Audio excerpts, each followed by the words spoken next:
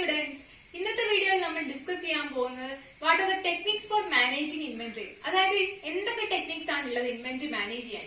കഴിഞ്ഞ വീഡിയോയിൽ നമ്മൾ ഡിസ്കസ് ചെയ്തിരുന്നു എന്തൊക്കെയാണ് ഇൻവെന്ററി മാനേജ്മെന്റ് ഒബ്ജക്റ്റീവ്സ്, എന്താണ് ആക്ച്വലി ഇൻവെന്ററി മാനേജ്മെന്റ്, എന്തൊക്കെ ബെനിഫിറ്റ്സ് ആണുള്ളത്, എന്തൊക്കെ കോസ്റ്റ് ആണ് തുടങ്ങിയ എല്ലാ കാര്യങ്ങളും നമ്മൾ കഴിഞ്ഞ വീഡിയോയിൽ ഡിസ്കസ് ചെയ്തിരുന്നു. ഇന്ന് നമ്മൾ ഡിസ്കസ് ചെയ്യാൻ പോകുന്നത് എന്തൊക്കെ ടെക്നിക്സ് ആണ് ഉള്ളത് ഇൻവെന്ററി മാനേജ് ചെയ്യാൻ. ഏകദേശം ഒരു 10ഓളം ടെക്നിക്സ് നമ്മൾ ഡീറ്റെയിൽ ആയിട്ട് പഠിക്കുന്നുണ്ട്.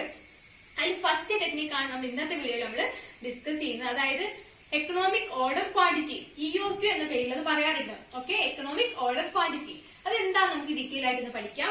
ഓക്കെ, അപ്പൊ നമുക്ക് EOQയിലേക്ക് വരാം, അല്ലെങ്കിൽ എക്കണോമിക് ഓർഡർ ക്വാണ്ടിറ്റിയിലേക്ക് വരാം. എന്താണ് EOQ അല്ലെങ്കിൽ എക്കണോമിക് ഓർഡർ ക്വാണ്ടിറ്റി എന്ന് പറഞ്ഞാൽ? അതായത് അത് ഒപ്റ്റിമൽ ലെവൽ ഓഫ് ക്വാണ്ടിറ്റി ആണ്. നമ്മൾ പറഞ്ഞത് ഇൻവെന്ററി മാനേജ്മെന്റ് എന്ന് പറഞ്ഞാൽ എന്താ? ഇൻവെന്ററി ഹൈ ലെവലിലും പാടില്ല, വളരെ ലോ ലെവലിലും പാടില്ല. ഒരു ഒപ്റ്റിമൽ ലെവലിലായിരിക്കും നമ്മൾ ഇൻവെന്ററി കീപ്പ് ചെയ്യേണ്ടത്. അപ്പൊ ഒരു ഒപ്റ്റിമൽ ലെവലിൽ ഇൻവെന്ററി കീപ്പ് ചെയ്യാനുള്ള ടെക്നിക്കാണ് ഏത്? EOQ എന്ന് പറയുന്നത് നമ്മുടെ ടെക്നിക്ക്. ഇനി നമുക്ക് അതിന് മറ്റൊരു തരത്തിൽ പറയാം, it is an ordering quantity at which total cost is minimum. അതായത് ടോട്ടൽ കോസ്റ്റ് മിനിമം ആയിട്ട് വരുന്ന ഒരു ഓർഡറിംഗ് ക്വാണ്ടിറ്റി ആണ് ഏതെന്ന് പറയുന്നത്? എക്കണോമിക് ഓർഡർ ക്വാണ്ടിറ്റി എന്ന് പറഞ്ഞാല്. അപ്പൊ ഈ എക്കണോമിക് ഓർഡർ ക്വാണ്ടിറ്റി എന്ന് പറഞ്ഞിട്ടുണ്ടെങ്കിൽ അതൊരു ഒപ്റ്റിമൽ ലെവലിലുള്ള ഒരു ക്വാണ്ടിറ്റിയാണ്, അല്ലെങ്കിൽ ഒരു ഓർഡറിംഗ് ലെവൽ ഓഫ് ക്വാണ്ടിറ്റിയാണ്, ഓർഡറിംഗ് ലെവൽ ക്വാണ്ടിറ്റിയാണ്. അതുകൊണ്ട് ഉദ്ദേശിക്കുന്നത് എന്താ? അതൊരു ഒപ്റ്റിമൽ ലെവൽ ആയിരിക്കും. ആ ഒരു ക്വാണ്ടിറ്റിയിൽ നമ്മൾ ഓർഡർ ചെയ്തിട്ടുണ്ടെങ്കിൽ നമുക്ക് എന്തുണ്ടാവില്ല? ഹൈ ലെവലിൽ ഇൻവെന്ററി ഉണ്ടാവില്ല, ലോ ലെവലിൽ ഇൻവെന്ററി ആയി പോകത്തുമില്ല. ഓക്കെ, അപ്പൊ ആ ലെവലില് കോസ്റ്റും എന്തായിരിക്കും? ടോട്ടൽ കോസ്റ്റ് മിനിമം ആയിരിക്കും. അപ്പൊ നമ്മൾ ഓർക്കണം, എന്താണ് ടോട്ടൽ കോസ്റ്റ് എന്ന് പറഞ്ഞാല്? ഇൻവെന്ററിനെ സംബന്ധിച്ച് ടോട്ടൽ കോസ്റ്റ് എന്ന് പറഞ്ഞാല് ക്യാരിയിങ് കോസ്റ്റും അതുപോലെ തന്നെ ഓർഡറിംഗ് കോസ്റ്റും കൂടി കൂടി ചേരുന്ന നമ്മുടെ ടോട്ടൽ കോസ്റ്റ് എന്ന് പറയാം. ഓക്കെ, അപ്പൊ total cost is equal to ordering cost plus carrying cost ആണ്. അത് നമ്മൾ മറന്നു പോകരുത്. അപ്പൊ ടോട്ടൽ കോസ്റ്റ് മിനിമം ആയിരിക്കുന്ന ഏത് പോയിന്റിലാണോ അതാണ് നമ്മുടെ എന്താണ് ഒപ്റ്റിമം ലെവൽ ഓഫ് ഇൻവെന്ററി എന്ന് പറഞ്ഞാൽ.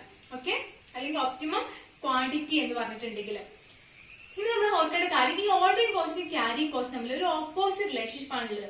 ഓക്കെ, ഓർഡറിംഗ് കോസ്റ്റും ക്യാരിയിങ് കോസ്റ്റും തമ്മിൽ ഒരു ഓപ്പോസിറ്റ് റിലേഷൻഷിപ്പ് ആണുള്ളത്. അതായത് നമ്മൾ ലാർജ് ക്വാണ്ടിറ്റിയിൽ ഓർഡർ ചെയ്തു എന്ന് വിചാരിക്കാം. അപ്പൊ ഓർഡറിംഗ് കോസ്റ്റ് സ്വാഭാവികമായിട്ട് എന്തായിരിക്കും? നമ്മൾ വലിയ ലാർജ് ക്വാണ്ടിറ്റിയിൽ ഓർഡർ ചെയ്യുന്ന സമയത്ത് ഓർഡർ കോസ്റ്റ് എന്തായിരിക്കും? കുറവായിരിക്കും ഉണ്ടാവുക, അല്ലെ? അതേ സമയത്ത് സ്റ്റോറേജ് കോസ്റ്റ് അല്ലെങ്കിൽ ക്യാരിയിങ് കോസ്റ്റ് എന്തായിരിക്കും ഉണ്ടാവുക? കൂടുതലായിരിക്കും ഉണ്ടാവുക. കാരണം എന്താ? നമ്മൾ വാങ്ങിയിട്ടുള്ളത് ഒരു ലാർജ് ക്വാണ്ടിറ്റിയാണ്. അപ്പൊ ആ ലാർജ് ക്വാണ്ടിറ്റി കീപ്പ് ചെയ്യാൻ വരുന്ന കോസ്റ്റ് ആണല്ലോ ക്യാരിയിങ് കോസ്റ്റ് അല്ലെങ്കിൽ സ്റ്റോറേജ് കോസ്റ്റ് എന്ന് പറഞ്ഞാല്. അപ്പൊ അതെന്താവും? ഹൈ ആയി മാറും, അല്ലെ? അപ്പൊ ഇവിടെ ഓർഡറിംഗ് കോസ്റ്റ് കുറഞ്ഞപ്പോ എന്ത് കൂടി? ക്യാരിയിങ് കോസ്റ്റ് കൂടി. അപ്പൊ തമ്മിലൊരു ഓപ്പോസിറ്റ് അല്ലെങ്കിൽ ഇൻവേഴ്സ് റിലേഷൻഷിപ്പ് ആണ് വന്നിട്ടുള്ളത്. അതുപോലെ തന്നെ നമുക്ക് നേരെ തിരിച്ചു നോക്കാം. അതായത് ലാർജ് ക്വാണ്ടിറ്റിയിലല്ല, നമ്മളൊരു സ്മോൾ ക്വാണ്ടിറ്റിയിലാണ് സാധനം വാങ്ങിയെന്ന് വിചാരിക്കാം. അപ്പൊ ഒരു സ്മോൾ ക്വാണ്ടിറ്റിയിൽ സാധനം വാങ്ങുന്ന സമയത്ത് നമുക്ക് അവിടെ എന്തായിരിക്കും? ഓർഡറിംഗ് കോസ്റ്റ് കൂടുതൽ വരാൻ സാധ്യതയുണ്ട്. കാരണം എന്താ? ചെറിയ ക്വാണ്ടിറ്റിയിൽ നമ്മൾ സാധനം വാങ്ങിയിട്ടുള്ളൂ. അപ്പൊ പല ടൈമിലായിട്ട് നമ്മൾ എന്ത് ചെയ്യും? ഓർഡർ ചെയ്യേണ്ടി വരും. അപ്പൊ അങ്ങനെ നോക്കുന്ന സമയത്ത് പല ടൈമിൽ നമ്മൾ പല പ്രാവശ്യം ഓർഡർ വരുന്ന മൂലം, ഓർഡർ ചെയ്യേണ്ടത് മൂലം ഓർഡറിംഗ് കോസ്റ്റ് എന്ത് ചെയ്യും? കൂടാനുള്ള സാധ്യതയുണ്ട്. അപ്പൊ ഓർഡറിംഗ് കോസ്റ്റ് കൂടും. മറിച്ച് ക്യാരിയിങ് കോസ്റ്റ് എന്തായിരിക്കും? നമ്മൾ ചെറിയ ക്വാണ്ടിറ്റിയിലുള്ള സാധനം ഓർഡർ ചെയ്തിട്ടുള്ളൂ. അപ്പൊ അത് കീപ്പ് ചെയ്യാൻ വേണ്ടിയിട്ട് വരുന്ന കോസ്റ്റ് അല്ലെങ്കിൽ സ്റ്റോറേജ് കോസ്റ്റ് എന്ന് പറയുന്നത് എന്തായിരിക്കും? കുറവായിരിക്കും. അപ്പൊ ഓർഡറിംഗ് കോസ്റ്റ് കൂടുന്ന സമയത്ത് ഇവിടെ സ്റ്റോറേജ് കോസ്റ്റ് എന്ത് ചെയ്തു? കുറഞ്ഞു. അപ്പൊ വീണ്ടും അഗെയിൻ എന്താ? ഓപ്പോസിറ്റ് റിലേഷൻഷിപ്പ് ആണ് വരിക. ഓക്കെ, അപ്പൊ പറഞ്ഞു വന്ന കാര്യം, ഈ ഓർഡറിംഗ് കോസ്റ്റും ക്യാരിയിങ് കോസ്റ്റും തമ്മില് ഇൻവേഴ്സ് റിലേഷൻഷിപ്പ് ആണ് ഉള്ളത്. അപ്പൊ EOQ എന്ന് പറഞ്ഞാൽ ഒപ്റ്റിമൽ ലെവൽ ഓഫ് ക്വാണ്ടിറ്റി ആണ് at which total cost is minimum. Okay, it is an ordering quantity at which total cost is minimum. Total cost means combination of, it is A mix of ordering cost and carrying cost ആണ്. അതും കൂടെ ഓർത്ത് നോക്കണം. അതായത് ordering കോസ്റ്റും carrying കോസ്റ്റും കൂടെ കൂടി ചേരുന്നതാണ് ടോട്ടൽ കോസ്റ്റ് എന്ന് പറഞ്ഞാല്. ആ ടോട്ടൽ കോസ്റ്റ് മിനിമം ആവുന്ന പോയിന്റ് ആണ് എക്കണോമിക് ഓർഡർ ക്വാണ്ടിറ്റിന്റെ പോയിന്റ് എന്ന് പറഞ്ഞാല്. ഓക്കെ, ക്ലിയർ ആണല്ലോ? ഇനി നമുക്ക് ഇതൊരു ഇക്വേഷൻ വെച്ചാണ് നമ്മൾ ഫൈൻഡ് ഔട്ട് ചെയ്യാം. അതായത് ഒപ്റ്റിമം ക്വാണ്ടിറ്റി നമ്മൾ ഫൈൻഡ് ഔട്ട് ചെയ്യാം. EOQ ഒരു ഇക്വേഷൻ ഉണ്ട്, അത് വെച്ചിട്ടാണ് കണ്ടുപിടിക്കുക. അപ്പൊ ഇക്വേഷനിലേക്ക് നമുക്ക് പോവാം. EOQ എന്ന് പറഞ്ഞാൽ economic order quantity is equal to root of 2CO divided by I. Okay, root of 2CO divided by I. ഈ C എന്ന് പറഞ്ഞാൽ എന്താണ്? O എന്ന് പറഞ്ഞാൽ എന്താണ്? I എന്ന് പറഞ്ഞാൽ എന്താണ്? ഈ 2 പെർമനന്റ് ആണ്, ഫിക്സഡ് ആണ്. അപ്പൊ C എന്ന് പറഞ്ഞാൽ annual consumption or usage of material. അതായത് നമ്മൾ എത്രത്തോളം ആനുവൽ ആയിട്ട് കൺസംഷൻ ചെയ്യുന്നുണ്ട് അല്ലെങ്കിൽ എത്രത്തോളം യൂസ് ചെയ്യുന്നുണ്ട്, ആനുവൽ ആണ് കേട്ടോ പറയുന്നത്. അതാണ് C എന്നതുകൊണ്ട് ഉദ്ദേശിക്കുന്നത്. ഇനി O എന്നതുകൊണ്ട് എന്താ ഉദ്ദേശിക്കുന്നത്? Cost of placing and order. നിങ്ങൾ ഇങ്ങനെ ഓർത്ത് വെച്ചാൽ മതി. ഓർഡറിന്റെ O ആണെന്ന് ഓർത്ത് വെച്ചാൽ മതി. ഓക്കെ, സി എന്ന് പറഞ്ഞാൽ കൺസംഷന്റെ സി ആണെന്ന് ഓർക്കാം. ഓക്കെ, ഒ എന്ന് പറഞ്ഞാൽ cost of placing and order. ഒരു ഓർഡർ പ്ലേസ് ചെയ്യുമ്പോൾ നമുക്ക് വരുന്ന കോസ്റ്റ്, അതാണ് ഒ എന്നതുകൊണ്ട് ഉദ്ദേശിക്കുന്നത്. അതുപോലെ ഐ എന്ന് പറഞ്ഞാൽ എന്താണ്? ആനുവൽ ക്യാരിയിങ് അല്ലെങ്കിൽ സ്റ്റോറേജ് കോസ്റ്റ് പെർ യൂണിറ്റ് ആണ്. ഒരു യൂണിറ്റിന് വരുന്ന ക്യാരിയിങ് അല്ലെങ്കിൽ സ്റ്റോറേജ് കോസ്റ്റ്. ഓക്കെ, അപ്പൊ സി എന്താണ്, ഒ എന്താണ്, ഐ. സി എന്ന് പറഞ്ഞാല് എന്താണ്? കൺസംഷൻ ആണ്, ആനുവൽ കൺസംഷൻ ആണ്. ഒ എന്ന് പറഞ്ഞാൽ ഓർഡറിംഗ് കോസ്റ്റ് ആണ്. ഐ എന്ന് പറഞ്ഞാൽ ക്യാരിയിങ് അല്ലെങ്കിൽ സ്റ്റോറേജ് കോസ്റ്റ് ആണ് പെർ യൂണിറ്റ്. ഓക്കെ, അപ്പൊ ഈ മൂന്ന് നമുക്ക് എന്താണെന്ന് മനസ്സിലായി. അപ്പൊ നമ്മൾ ഇനി ഒരു ക്വസ്റ്റ്യൻ ചെയ്യാൻ പോവാണ്. ഓക്കെ, അപ്പൊ ക്വസ്റ്റ്യൻ എന്ന് പറഞ്ഞാൽ ഇതാണ്. അതായത് കണ്ടുപിടിക്കേണ്ട കാര്യം EOQ ആണ്. അതുപോലെ തന്നെ number of orders to be placed in a year. Calculate EOQ and number of orders to be placed in a year. അതായത് EOQ കണ്ടുപിടിക്കണം, അതുപോലെ ഒരു ഇയറിൽ എത്രത്തോളം ഓർഡർ പ്ലേസ് ചെയ്യണം അതും കണ്ടുപിടിക്കണം. ഓക്കെ, അപ്പൊ ക്വസ്റ്റ്യനിൽ വരുന്ന കാര്യങ്ങൾ തന്നിട്ടുള്ള ഡീറ്റെയിൽസ് ഇതാണ്. ആനുവൽ കൺസംഷൻ എത്രയാണ് തന്നിട്ടുണ്ട്? ഓക്കെ, 10,000 kg ആണ് തന്നിട്ടുണ്ട്. Cost of placing and order, order place ചെയ്യുമ്പോൾ വരുന്ന cost 50. Cost per kg of material ₹2 ആണ്. Storage cost 8% on average inventory. Okay, ഒരു കാര്യം നേരത്തെ പറയാൻ മറന്നുപോയി. ഐ എന്ന് പറഞ്ഞാലും നമ്മുടെ ക്യാരിയിങ് കോസ്റ്റ് എന്ന് പറഞ്ഞാലും, ഈ ക്യാരിയിങ് കോസ്റ്റ് നമ്മൾ കാണാറ് ഒരു മെറ്റീരിയലിന്റെ വാല്യൂവിന് മുകളിലാണ് കാണാറ്. ഓക്കെ, അതായത് ഒരു മെറ്റീരിയൽ വാല്യൂ എത്രയാണ് അതിന്റെ മുകളിൽ ഒരു സെർട്ടൈൻ പെർസെന്റേജ് ആണ് നമ്മൾ എന്ത് കാണാറ്? ക്യാരിയിങ് കോസ്റ്റ് കാണാറ്. ഓക്കെ, മറന്നു പോയില്ലേ? അപ്പൊ നമുക്ക് ഇത്രയും ഡീറ്റെയിൽസ് നമുക്ക് ക്വസ്റ്റ്യനിൽ തന്നിട്ടുണ്ട്. നമ്മൾ ഇനി ചെയ്യേണ്ടത് ഇതിൽ നമ്മൾ ഈ സിമ്പിൾ ലെറ്റേഴ്സിലേക്ക് മാറ്റി എഴുതാന്നുള്ളതാണ്. അപ്പൊ നമുക്കറിയാം ആനുവൽ കൺസംഷൻ എന്ന് പറയുമ്പോൾ നമുക്ക് അതിനെ എങ്ങനെ ഡിനോട്ട് ചെയ്യാം? അപ്പൊ നമ്മളോട് പറഞ്ഞിരുന്നു ആനുവൽ കൺസംഷൻ എന്ന് പറഞ്ഞാൽ സി ആണ്. നമുക്ക് വേണ്ട കാര്യങ്ങൾ സി അറിയണം, ഒ അറിയണം, ഐ അറിയണം. അപ്പൊ ഇവിടെ സി നമുക്ക് തന്നിട്ടുണ്ട്. എത്രയാണ്? ആനുവൽ കൺസംഷൻ എന്ന് പറഞ്ഞാല് 10,000 ആണ്. 10,000 kg ആണ്. അപ്പൊ സി എന്ന് പറഞ്ഞാൽ നമ്മൾ 10,000 kg ചെയ്തു. ഇനി അടുത്ത് വന്നിട്ട് cost of placing and order ആണ്. അതായത് ഏതാ? ഒ ആണ് അല്ലെ, ഓർഡറിംഗ് കോസ്റ്റ് ആണ്. ഒ എന്ന് പറയുന്നത് അപ്പൊ എത്രയാ? 50 rupees ആണ്. ഇനി നമുക്ക് കിട്ടേണ്ട ഐ ആണ്. അപ്പൊ ഐ എന്ന് പറഞ്ഞാൽ ഡയറക്റ്റ് ആയിട്ട് നമുക്ക് ചിലപ്പോൾ തരില്ല. ഞാൻ പറഞ്ഞിരുന്നു ഐ എന്ന് പറഞ്ഞ ക്യാരിയിങ് കോസ്റ്റ്. അതെങ്ങനെ നമ്മൾ ഫൈൻഡ് ഔട്ട് ചെയ്യേണ്ടത്? ഒരു മെറ്റീരിയലിന്റെ വാല്യൂവിന്റെ മുകളിലാണ് അത് ഫൈൻഡ് ഔട്ട് ചെയ്യേണ്ടത്. അപ്പൊ ഇവിടെ ഇതാണ് വാല്യൂ എന്നതുകൊണ്ട് ഉദ്ദേശിക്കുന്നത്. Cost per kg of material. കണ്ടോ? അതായത് ഒരു മെറ്റീരിയൽ പെർ kgയിൽ വരുന്ന കോസ്റ്റ്, അതാണ് അതിന്റെ വാല്യൂ എന്ന് പറയുന്നത്. അതായത് എത്രയാ? 2. ഓക്കെ, അതാണ് അതിന്റെ വാല്യൂ എന്നതുകൊണ്ട് ഉദ്ദേശിക്കുന്നത്. ഇനി സ്റ്റോറേജ് കോസ്റ്റ്, അതാണ് നമുക്ക് കണ്ടുപിടിക്കേണ്ടത്. സ്റ്റോറേജ് കോസ്റ്റ് കാണാനുള്ള പെർസെന്റേജ് തന്നിട്ടുണ്ട്, 8% ആണ്. അപ്പൊ എന്തിന്റെ മുകളിൽ നമ്മൾ സ്റ്റോറേജ് കോസ്റ്റ് കാണും? ഞാൻ പറഞ്ഞു വാല്യൂവിന്റെ മുകളിൽ, വാല്യൂ ഓഫ് ദി മെറ്റീരിയലിന്റെ മുകളിലാണ് കാണുക. അപ്പൊ ഇവിടെ വാല്യൂ ഓഫ് ദി മെറ്റീരിയൽ എന്ന് പറഞ്ഞാൽ എന്താ? ഈ 2 രൂപയാണ്. അപ്പൊ ഈ 2 രൂപേന്റെ മുകളിൽ 8% കാണുമ്പോഴാണ് നമുക്ക് എന്ത് കിട്ടുക? ഐ കിട്ടുക. ക്ലിയർ ആണോ? ഐ എന്ന് പറയുന്നത് ഒരു മെറ്റീരിയലിന്റെ വാല്യൂവിന്റെ മുകളിലാണ് കാണേണ്ടത്. ഓക്കെ, അപ്പൊ സ്റ്റോറേജ് കോസ്റ്റ് ഇത്ര പെർസെന്റേജ് എന്ന് പറഞ്ഞായിരിക്കും നിങ്ങൾക്ക് ക്വസ്റ്റ്യനിൽ തരിക. അപ്പൊ ആ പെർസെന്റേജ് കാണേണ്ടത് എന്തിന്റെ മുകളിലാണ്? ആ മെറ്റീരിയലിന്റെ വാല്യൂവിന്റെ മുകളിലാണ് കാണേണ്ടത്. അപ്പൊ പെർ kg ഓഫ് മെറ്റീരിയൽ എന്ന് പറയുന്നല്ല അതിന്റെ വാല്യൂ എന്ന് പറയുന്നത്, വർത്ത് എന്ന് പറഞ്ഞിട്ടുണ്ടെങ്കിൽ. ഓക്കെ, അപ്പൊ ഇത് 2 ആണ് നമുക്ക് ക്വസ്റ്റ്യനിൽ തന്നിട്ടുണ്ട്. അപ്പൊ ആ 2ന്റെ 8% ആയിരിക്കും എന്തെന്ന് പറഞ്ഞാല് ഐ എന്ന് പറയുന്നത്. ഓക്കെ, അപ്പം ഐ എന്ന് പറഞ്ഞിട്ടുണ്ടെങ്കിൽ 2ന്റെ 8%. 8% എന്ന് പറയുന്നത് നമുക്ക് എങ്ങനെ എഴുതാം? 8% എന്ന് പറഞ്ഞാൽ എന്താ? 8/100 ആണല്ലോ. അപ്പൊ 8/100 എന്ന് പറയുമ്പോ 0.008 ആയിരിക്കും. സോറി, 0.08 കേട്ടോ. Okay, 2 into 0.08. 8% നമ്മൾ ഇങ്ങനെ മാറ്റി എഴുതാണ് കേട്ടോ. അപ്പൊ 0.16 എന്ന് നമുക്ക് ഐ കിട്ടും. ഓക്കെ, അപ്പൊ ഐ ക്വസ്റ്റ്യൻ നേരിട്ട് തന്നിട്ടില്ല, നമ്മൾ ഫൈൻഡ് ഔട്ട് ചെയ്തതാണ്. ഇനി നമുക്ക് ഇക്വേഷനിൽ ആവശ്യമായിട്ടുള്ള എല്ലാം കിട്ടിയിട്ടുണ്ട്. നമ്മൾ ഇനി ഇക്വേഷനിലേക്ക് സബ്സ്റ്റിറ്റ്യൂട്ട് ചെയ്യാം. 2CO divided by I. 2 permanent ആണ്. സി എന്ന് പറഞ്ഞാല് നമുക്ക് തന്നിട്ടുണ്ട് 10,000 ആണ്. ഇൻറ്റു ഒ എന്ന് പറഞ്ഞിട്ടുണ്ടെങ്കിൽ 50 ആണ്. ഡിവൈഡഡ് ബൈ ഐ എന്ന് പറഞ്ഞിട്ടുണ്ടെങ്കിൽ നമ്മളിവിടെ കണ്ടുപിടിച്ചു 0.16 ആണ്. 2 into 10,000 into 50 10 lakh ആയിരിക്കും കിട്ടുക.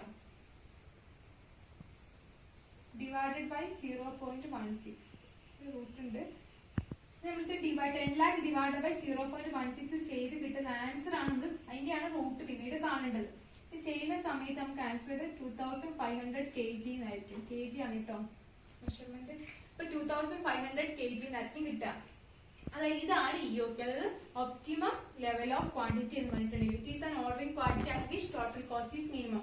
ഈ 2500 kg നമ്മൾ ഓർഡർ ചെയ്യുകയാണെങ്കിൽ ആ ഒരു ക്വാണ്ടിറ്റിയാണ് നമ്മൾ ഓർഡർ ചെയ്യുന്നതെങ്കിൽ അവിടെ ഇൻവെന്ററി ഹൈ ലെവലും ആവില്ല, ഇൻവെന്ററി ലോ ലെവലിൽ ആവില്ല, ഒരു ഒപ്റ്റിമൽ ലെവലിലായിരിക്കും ഉണ്ടാവുക. ഈ ലെവലിൽ ക്വാണ്ടിറ്റി ഓർഡർ ചെയ്യുന്ന സമയത്ത് നമുക്ക് ടോട്ടൽ കോസ്റ്റ് മിനിമം ആയിരിക്കും. അതാണ് ഇഒക്യു എന്ന് പറഞ്ഞാൽ 2500 കിട്ടിയില്ലേ, അതിന്റെ മീനിങ് എന്ന് പറഞ്ഞാൽ അതാണ്. ഈ ലെവലിൽ നമ്മൾ ഇൻവെന്ററി കീപ്പ് ചെയ്താൽ ടോട്ടൽ കോസ്റ്റ് മിനിമം ആയിരിക്കും.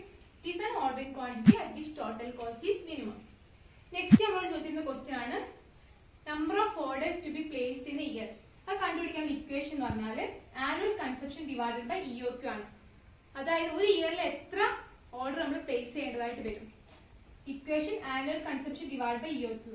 ആനുവൽ കൺസപ്ഷൻ ഇവിടെ 10,000 ആണ്. 10,000 ഡിവൈഡ് ബൈ ഇഒക്യു നമ്മൾ കണ്ടുപിടിച്ചിട്ടുണ്ട് 2500. അപ്പൊ ഇഒക്യു കണ്ടുപിടിച്ചാൽ ഈ ഇക്വേഷൻ നമുക്ക് അപ്ലൈ ചെയ്യാൻ പറ്റും. ഇത് ഡിവൈഡ് ചെയ്യുന്ന സമയത്ത് നമുക്ക് 4 എന്ന ആൻസർ കിട്ടും. അതായത് അതിന്റെ മീനിങ് എന്താ, നമ്മൾ 2500 ക്വാണ്ടിറ്റിയിലാണ് ഓർഡർ ചെയ്യുന്നതെങ്കിൽ അങ്ങനെ ഒരു ഇയറിൽ എത്ര പ്രാവശ്യം ഓർഡർ പ്ലേസ് ചെയ്യേണ്ടതായിട്ട് വരും? 4 പ്രാവശ്യം. മീനിങ് മനസ്സിലായോ? 2500 kg നമ്മൾ ക്വാണ്ടിറ്റി ഓർഡർ ചെയ്യുമ്പോൾ 4 പ്രാവശ്യം നമ്മൾ ഒരു ഇയറിൽ ഓർഡർ പ്ലേസ് ചെയ്യേണ്ടതായിട്ട് വരും. അതായത് 4 പ്രാവശ്യം ഓർഡർ ചെയ്യണം. ഓക്കെ, ഈ ഒരു കൺസംഷൻ ലെവല് അച്ചീവ് ചെയ്യാൻ വേണ്ടിയിട്ട്. ക്ലിയർ ആണല്ലോ? അപ്പൊ ഇഒക്യു എന്താന്ന് പറഞ്ഞു, അതുപോലെ തന്നെ എത്ര ഓർഡർ പ്ലേസ് ചെയ്യേണ്ടി വരും എന്ന് കണ്ടുപിടിക്കാൻ ഇക്വേഷൻ എന്താന്ന് പറഞ്ഞു.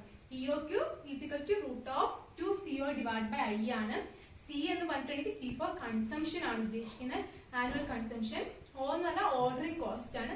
ഐ എന്ന് പറഞ്ഞിട്ടുണ്ടെങ്കിൽ ക്യാരിങ് കോസ്റ്റ് അല്ലെങ്കിൽ സ്റ്റോറേജ് കോസ്റ്റ്, രണ്ടും സെയിം തന്നെയാണ്. ക്യാരിങ് കോസ്റ്റ് അല്ലെങ്കിൽ സ്റ്റോറേജ് കോസ്റ്റ്. അത് കണ്ടുപിടിക്കുന്ന ഒരു വാല്യൂവിന്റെ മുകളിലായിരിക്കും. വാല്യൂ ഓഫ് മെറ്റീരിയലിന്റെ മുകളിലാണ് ഒരു സർട്ടേൺ പെർസെന്റേജിലാണ് ഏത് കണ്ടുപിടിക്കേണ്ടത്, ഐ കണ്ടുപിടിക്കേണ്ടത് എന്ന് പറഞ്ഞു.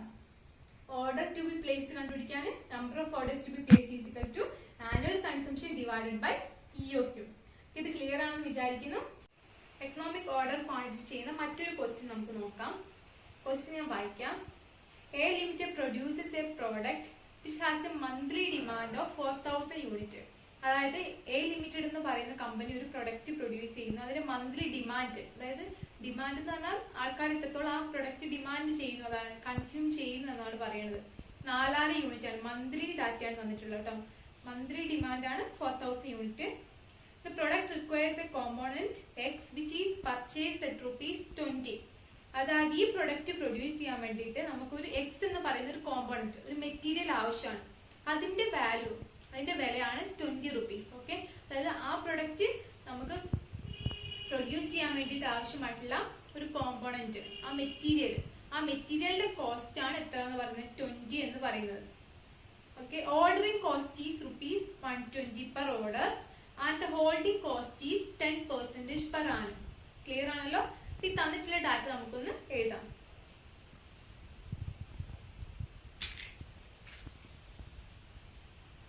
ഓക്കെ, ഇതില് മന്ത്ലി ഡിമാൻഡ് എന്ന് പറയുന്നതാണ് എന്ത് കൺസംഷൻ എന്നതുകൊണ്ട് ഉദ്ദേശിക്കുന്നത്. അതായത് എത്രത്തോളം ഡിമാൻഡ് ഉണ്ട് അതിനനുസരിച്ചുള്ള കൺസംഷൻ ഉണ്ടാവാം.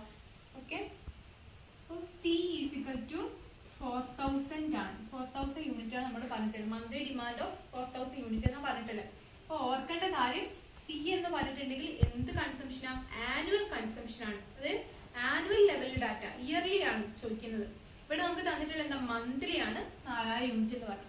അപ്പൊ നമ്മൾ അതിന് എന്തിലേക്ക് കൺവേർട്ട് ചെയ്യണം? ഇയർലേക്ക് കൺവേർട്ട് ചെയ്യണം. ഇയർലേക്ക് കൺവേർട്ട് ചെയ്യാൻ നമ്മൾ മന്തിന് എന്ത് ചെയ്താൽ മതി? 12 കൊണ്ട് ഗുണിച്ചാൽ മതി. 12 മാസമല്ലേ ഉള്ളത്.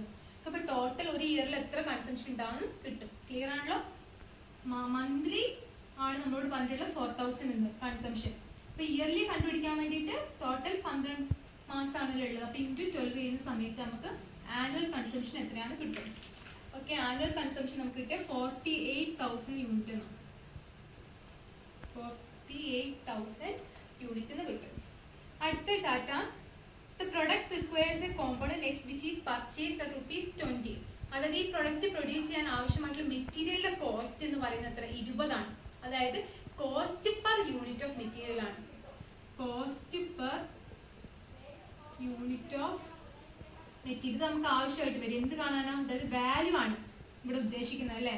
ആ മെറ്റീരിയലിന്റെ വാല്യൂ ആണ് കോസ്റ്റ് പെർ യൂണിറ്റ് എന്നതുകൊണ്ട് ഉദ്ദേശിക്കുന്നത്. അത് എത്രയാണ്? 20 എന്നാ പറയുന്നത്. നമുക്ക് വാല്യൂ എന്ത് കാണാൻ നമ്മൾ ഉപയോഗിക്കാറ്? അതായത് ക്യാരിങ് കോസ്റ്റ് കാണുമ്പോൾ ഞാൻ പറഞ്ഞിരുന്നു അത് മെറ്റീരിയലിന്റെ വാല്യൂന്റെ മുകളിലാണ് കാണാറ്, ഒരു സെർട്ടൈൻ പെർസെന്റേജ്. അപ്പൊ അതിന് വേണ്ടിയിട്ടാണ് നമുക്ക് ഈ ഡാറ്റ തന്നിട്ടുള്ളത്. അടുത്ത ordering cost is 120 per order. ഒരു ഓർഡർ പ്ലേസ് ചെയ്യാൻ വരുമ്പോൾ വരുന്ന കോസ്റ്റ്, ഓർഡറിംഗ് കോസ്റ്റ്, അതായത് ഓ എന്ന് നമുക്ക് പറയാം, 120 ആണ്, റുപ്പീസ് 120 ആണ്. ഹോൾഡിംഗ് കോസ്റ്റ്, ഒരു ക്യാരിങ് കോസ്റ്റ് എന്ന് പറയുന്നത് അതിനാണ് ഹോൾഡിംഗ് കോസ്റ്റ് എന്ന് പറയാം കേട്ടോ. ഹോൾഡിംഗ് കോസ്റ്റ് അല്ലെങ്കിൽ ക്യാരിങ് കോസ്റ്റ്, സ്റ്റോറേജ് കോസ്റ്റ് എന്നൊക്കെ പറയും. പെർസെന്റേജ് ആണ് തന്നിട്ടുള്ളത്, 10% per annum. Okay, yearly percentage ആണ് 10% എന്ന് തന്നിട്ടുണ്ട്. ഇത് വെച്ചിട്ട് നമ്മൾ ഇഒക്യു കാൽക്കുലേറ്റ് ചെയ്യണം. അപ്പൊ ഇഒക്യു കാൽക്കുലേറ്റ് ചെയ്യാനുള്ള ഇക്വേഷൻ നമുക്കറിയാം. EOQ is equal to root of 2CO divided by I ആണ്. സി എന്ന് പറഞ്ഞാൽ നമുക്കറിയാം 48,000 നമ്മൾ കണ്ടുപിടിച്ചിട്ടുണ്ട്. അതുപോലെ ഒ എന്ന് പറഞ്ഞാൽ നമുക്കറിയാം 120 ആണ്. നമുക്ക് കണ്ടുപിടിക്കേണ്ടത് ഐ ആണ്. ഐ ഡയറക്റ്റ് ആയിട്ട് തന്നിട്ടില്ല. ഐ എങ്ങനെയാ കണ്ടുപിടിക്കുക? ഐ എന്ന് പറഞ്ഞാൽ ക്യാരിങ് കോസ്റ്റ്, അതായത് മെറ്റീരിയലിന്റെ വാല്യൂവിന്റെ മുകളിൽ ഒരു ഫിക്സഡ് പെർസെന്റേജ് ആണ് കണ്ടുപിടിക്കുക. അപ്പോൾ ഇവിടെ പെർസെന്റേജ് നമുക്കറിയാം, ഹോൾഡിംഗ് കോസ്റ്റ്, അതായത് ഇതാണ് ക്യാരിങ് കോസ്റ്റ് എന്ന് പറയുന്നത് കേട്ടോ. Holding cost, carrying cost, storage cost, അങ്ങനെ 3 പേരും ഇത് അറിയപ്പെടും. അപ്പൊ 10% പറഞ്ഞിട്ടുള്ളത്. ഈ 10% എന്തിനു മുകളിലാണ് കാണണ്ടേ? മെറ്റീരിയലിന്റെ വാല്യൂവിന് മുകളിൽ. അതാണ് നമുക്ക് തന്നിട്ടുണ്ട്. പെർ യൂണിറ്റ് ഓഫ് മെറ്റീരിയലിന്റെ കോസ്റ്റ് 20. ഇതാണ് മെറ്റീരിയലിന്റെ വാല്യൂ എന്നതുകൊണ്ട് ഉദ്ദേശിക്കുന്നത്. അപ്പൊ 20ന്റെ 10%, അതായത് 10% നമുക്ക് എങ്ങനെ എഴുതാം? 0.10 എന്ന് എഴുതാം. ഓക്കെ, അപ്പൊ നമുക്ക് എന്ത് കിട്ടും? 2 എന്ന് കിട്ടും, 2 എന്ന് കിട്ടും. അപ്പൊ നമുക്ക് ഇപ്പൊ എല്ലാ ഡാറ്റയും കിട്ടി. സി എന്ന് പറയുന്നത് 48,000, ഒ എന്ന് പറയുന്നത് 120, ഐ എന്ന് പറയുന്നത് 2. നമുക്കിത് ഇക്വേഷനിലേക്ക് ഇടാം. റൂട്ട് ഓഫ് 2 ഫിക്സഡ് ആണ്. സി എന്ന് പറഞ്ഞാല് ഇവിടെ പ്രത്യേകിച്ച് ഒരു സിമ്പിൾ ഇല്ലെങ്കിൽ നമ്മൾ മനസ്സിലാക്കേണ്ടത് മൾട്ടിപ്ലിക്കേഷൻ ആണ് ഉദ്ദേശിക്കുന്നത് കേട്ടോ. 2 ഇൻറ്റു സി ഇൻറ്റു ഒ ആണ്. 2 ഇൻറ്റു, അതുപോലെ തന്നെ സി എന്ന് പറഞ്ഞാൽ 48,000 ആണ്. 48,000 ഇൻറ്റു ഒ എന്ന് പറയുന്നത് ഓർഡറിംഗ് കോസ്റ്റ് എത്ര? 120 ആണ്. ഡിവൈഡഡ് ബൈ ഐ എന്ന് പറയുന്നത് നമ്മൾ കണ്ടുപിടിച്ചിട്ടുണ്ട് 2. ഇത് ചെയ്യുന്ന സമയത്ത് ആദ്യം നമ്മളിത് മൾട്ടിപ്ലൈ ചെയ്യണം. മൾട്ടിപ്ലൈ ചെയ്ത് കിട്ടിയിട്ട് അത് ഡിവൈഡ് ചെയ്യണം. അതിന് ശേഷമാണ് നമ്മൾ എന്ത് കണ്ടുപിടിക്കേണ്ടത്? റൂട്ട് കണ്ടുപിടിക്കേണ്ടത്. ഇത് ചെയ്യുന്ന സമയത്ത് നമുക്ക് കിട്ടുക 2400 യൂണിറ്റ്സ് എന്നായിരിക്കും. ഇഒക്യു എന്ന് പറഞ്ഞിട്ടുണ്ടെങ്കിൽ 2400 ക്വാണ്ടിറ്റി എന്നാണ് കിട്ടുക. ഇതിനർത്ഥം ഇതൊരു ഒപ്റ്റിമൽ ലെവലുള്ള ക്വാണ്ടിറ്റി, 2400 ക്വാണ്ടിറ്റി ആണ് ഒരു ഒപ്റ്റിമൽ ലെവലിലുള്ള ക്വാണ്ടിറ്റി. അതായത് ഹൈയും അല്ല ലോയും അല്ല, ഒരു ഒപ്റ്റിമൽ ലെവലിൽ വരുന്നത്. ആ ലെവലില് ടോട്ടൽ കോസ്റ്റ് എന്തുമായിരിക്കും? മിനിമം ആയിരിക്കും. ഇത് ക്ലിയർ ആയിട്ടുണ്ടാവും എന്ന് വിചാരിക്കുന്നു. നിങ്ങൾക്ക് എന്തെങ്കിലും അഭിപ്രായങ്ങൾ ഉണ്ടെങ്കിൽ കമന്റ്സ് ബോക്സിൽ നിങ്ങൾക്ക് എഴുതാം. വീഡിയോ ഇഷ്ടപ്പെട്ടിട്ടുണ്ടെങ്കിൽ ലൈക്ക് ചെയ്യുക, സബ്സ്ക്രൈബ് ചെയ്യുക. Thank you.